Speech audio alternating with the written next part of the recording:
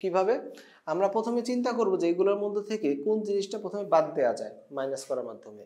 প্রথমে দেখতেছি C C C, সব জায়গায় সি আছে, সামনে সহগ 1, তাহলে এটা তাড়াতাড়ি বাদ দেওয়া যায়। আমি প্রথমে কি করব, আমরা 2 নম্বর থেকে 3 নম্বর বাদ দিচ্ছি।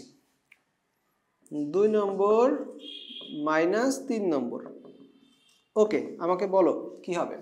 তাহলে এখন 2 নম্বর থেকে 3 নম্বর বাদ দিতে গেলে এখানে চিহ্ন পরিবর্তন করতে হবে, মনে আছে?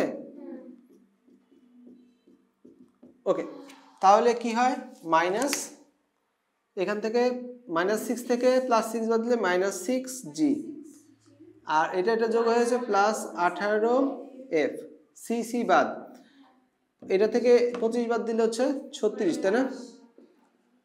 ঠিক আছে তো? হ্যাঁ 36 = 0, ঠিক আছে। আচ্ছা, এই সমীকরণে জি এর সহগ 1 বানায় রাখি, কাজে দিবে না। তাহলে